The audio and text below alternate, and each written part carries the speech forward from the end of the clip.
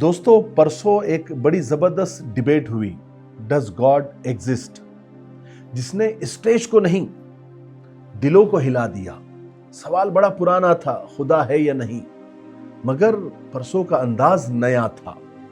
एक तरफ जावेद अख्तर साहब जो लफ्जों के माहिर, और दूसरी तरफ मुफ्ती शमाइल नदवी जो सुकून, यकीन और दलील के पैकर। ये बहस जीत हार की नहीं थी दोस्तों, ये दलाइल बमुकाबला इनकार की जंग थी। मुफ्ती शमाइल नदवी ने बुलंद आवाज में नहीं बल्कि गहरी दलील, अक्ल की रोशनी और फितरत की गवाही के साथ बात की। हर जवाब में वकार था, हर दलील में सच्चाई थी। जब सवाल खत्म होने लगे तो सिर्फ अल्फाज नहीं रुके, इनकार भी रुक गया।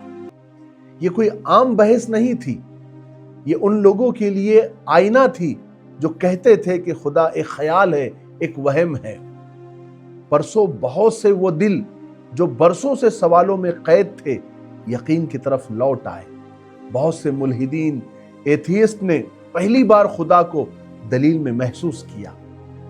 और सच ये है कि जब खुदा को दलील में पा लिया जाए तो इनकार खुद ब खुद टूट जाता है। ये बहस हमें सिखा गई कि इस्लाम तलवार से, शोर से नहीं, बल्कि अक्ल, अखलाक और दलीलों से गालिब आया है। और याद रखें, ईमान अंधा नहीं होता, ईमान सबसे बाशऊर और यकीन का नाम है। आज अगर हमसे कोई पूछे कि खुदा कहाँ है, तो उसका जवाब है कि खुदा हर उस दलील में है जो इंसान को सच के सामने झुका दे। यह लम्हा तारीख में लिखा जाएगा कि दलील ने इनकार को खामोश कर दिया। हम सलाम पेश करते हैं मुफ्ती शमाइल नदवी साहब को। और दोस्तों, पूरी डिबेट में अगर कोई काबिल रहम नजर आ रहा था तो आ रहे थे, बल्कि जावेद अख्तर साहब थे।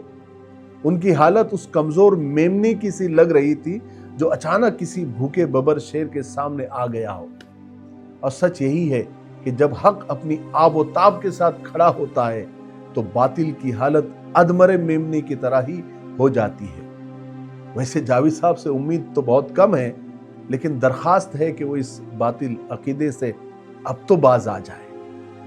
अस्सलाम वालेकुम।